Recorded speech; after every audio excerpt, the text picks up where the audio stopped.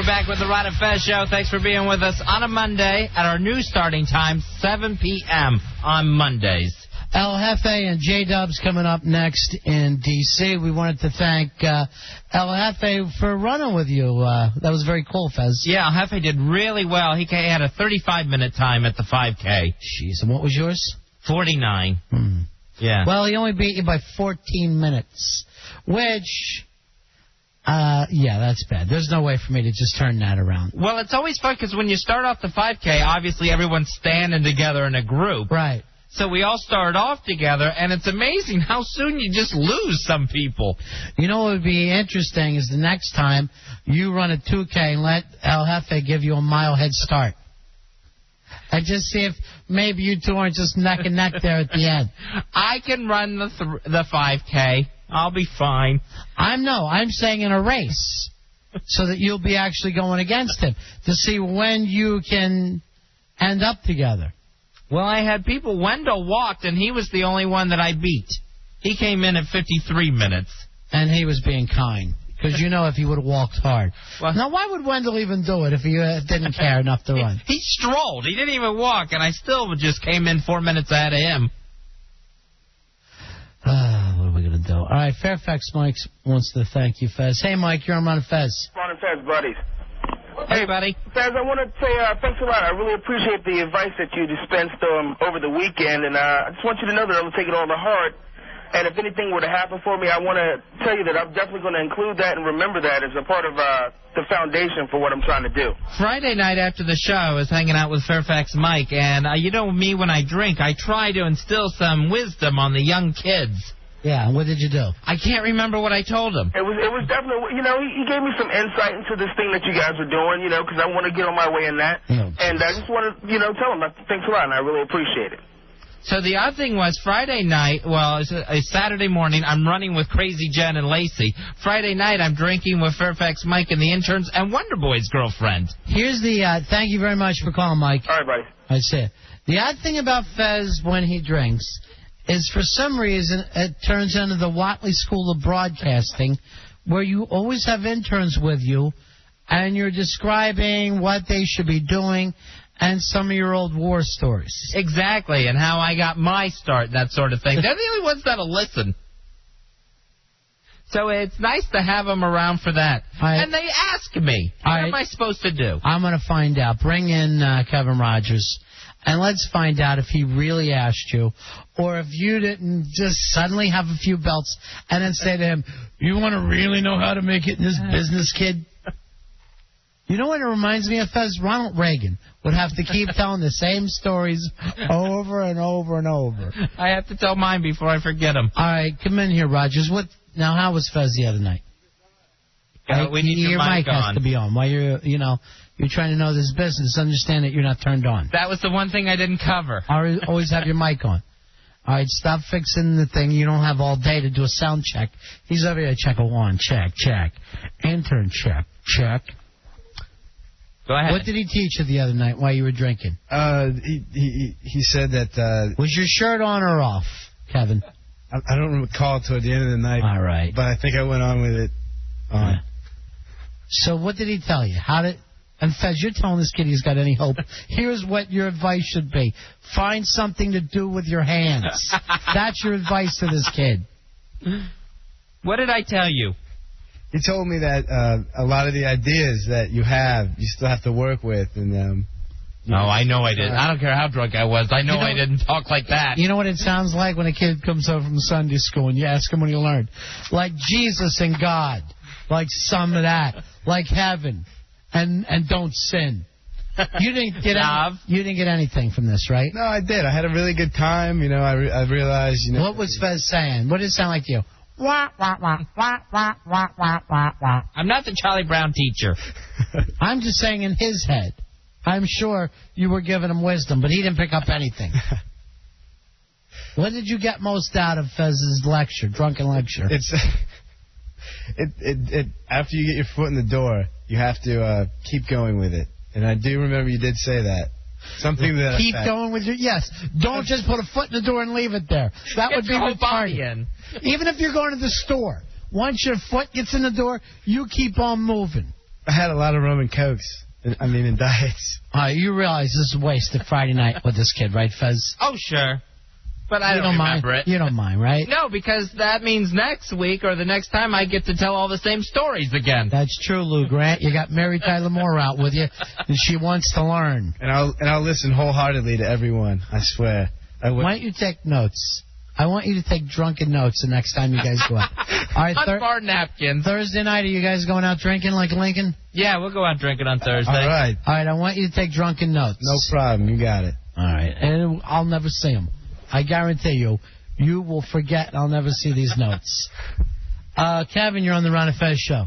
Hey, buddies. Hey, buddy. Hey, I hate to be poo-pooing Fez's little 5K this weekend, but right now the race across America on bicycles is just about coming to an end.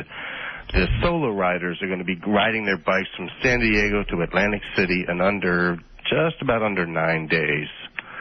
And the team riders are getting there in 5 hours, or 5 days and 7 hours or something. Now, wouldn't it take you probably a good... Well, if you weren't driving, if you stopped at night, it would probably take you 4 or 5 days to ride a car across the country. If you crashed at night. If you did comfortably, doing like 12, 14-hour days. Pretty much. So they're coming across them. What route are they taking?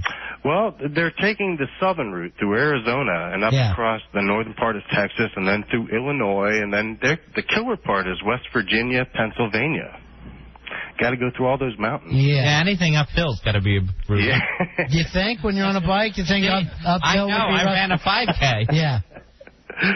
Well, it was quite an event. It's coming to an end. Well, this is about a 5,000K, just so you know, right? There you go. The lump on my foot. Now, Lance Armstrong, is he doping or not, Kevin? I don't think he's up for it, to tell you the truth. I love Lance. He's a respectable guy. He's an honorable guy. But this is a non-pro rider. But a lot of pro players playing this. But the guys you never heard of are the guys who were finishing. So. All right, that's pretty cool. Yuri Robic is the solo rider who's probably finished around 5 o'clock this afternoon. And just under 8 or just over 8 days. Thank you very much, my friend. You're welcome, my friend. Maybe that'd be something for you, Fez. Bicycle across America. Maybe one day. I'll work my way up to it. I'll tell you, I drove across America one time. It was exhausting. I was so whacked out by the time I got there. Well, I was whacked out the whole time I was driving, now come to think of it. But still, you just get weird out there on the road. You just get weird. With the bicycle riding, I could never wear, the shorts and the tight jacket and stuff. Never mind the teardrop hat. You could be in a sidecar. Why don't you see how long... With Kevin Rogers pedaling, you're in the sidecar, trying to tell him, once you get in... You got one of those megaphones. Get your foot in the door and keep it moving. Keep your foot through the door. Both feet.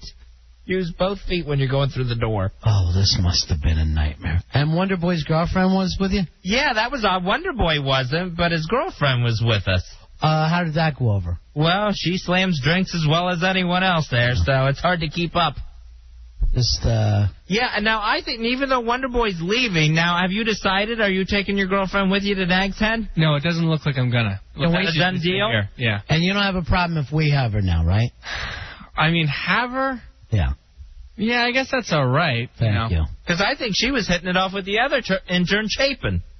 That would be perfect, Chapin. And you're not even gone yet, Wonder Boy. Yeah, let's at least wait till I'm gone. Were you hitting it off with Skellington? We got to know each other pretty well, I guess. We had some good conversations.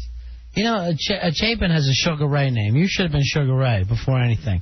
You got a whole Sugar Ray look about you. Sugar, I don't know. And look, you wearing puka shells in 2004. Are they back? I was just asking this question because I saw them earlier. We're bringing them back like High Fives did. All right. It's working. So you don't have a problem with Chapin dating your chick? Well, let's just at least wait till I'm gone. How about that? Don't get to know each other so good Friday when you're out with your boss and not supposed to be... Are you going to give her one for the road, Wonder Boy? Or do you want Chapin to do it for you? No, that's all right. We can keep it behind closed doors for a while. I appreciate that. When we get behind... Hey, Robert, you're on Ron and Fez. How you doing? Hey, buddy. I just wanted to follow up about that comment on the previous caller about Lance Armstrong and this whole topic of doping. Well, there's a new book coming out. I can't think of the name of it, but basically it's supposed to be about Lance has been doping the last couple of years.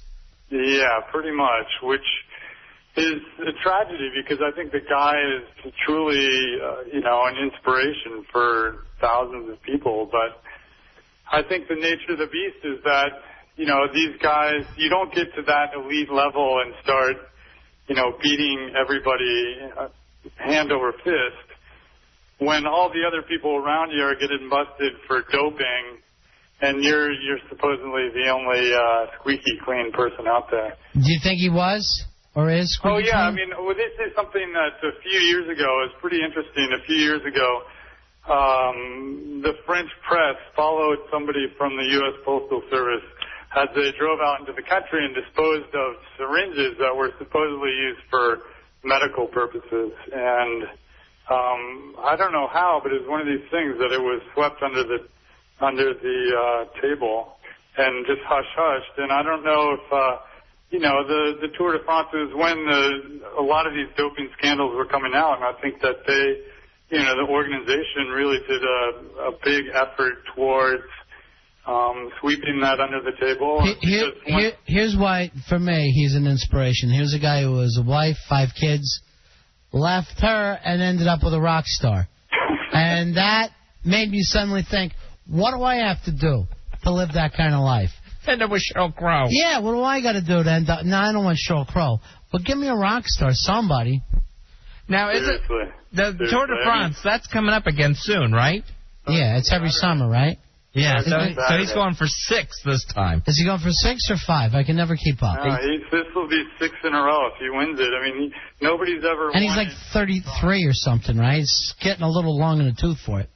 Yeah, exactly right. But you're right. I mean, on that level, he's got one you-know-what, and he's got a rock star girlfriend. Yeah, what more do you want? All right, thank you, my man. And Robin Williams in his chase van for the entire thing. Yeah, Robin Williams, big fan of Lance Armstrong. I don't know whether you know this about Robin. He's a bicyclist himself. No, I didn't know that. Yeah, he's an amateur bicyclist, so he's been always interested in the bicycle sport.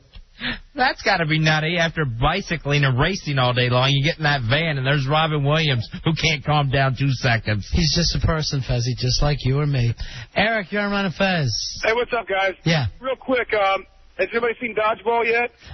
No. I'm going to wait until it comes out on cable. Well, Lance Armstrong has about a 5-minute cameo in there talking to Vince Vaughn. It's extremely hilarious. So I heard that. Thanks for throwing it in there. All right, thanks a lot, buddy. All right, guys. See you. So that's what he's been doing with his time in between races. You know, he's a big star like Jay Gruden. He's a big acting star. That Longest Yard movie, I don't know what that's going to look like by the time it's done. Adam Sandler, John Gruden, and Chris Rock. To me, it sounds like if the Beatles ever got back together, Fez. It sounds that good. And Rob Schneider as some sort of native local who tells him he can do it. Sounded better all the time. All right, that's it for us tonight. We'll be back tomorrow night at 7 o'clock. Perhaps, if we weren't annoying enough talking about our left-wing weirdness, it's maybe we'll be talking to the folks that put on the new Al Jazeera film, which is called Control Room, about the Al Jazeera network. We'll be back at 7 o'clock. Take care.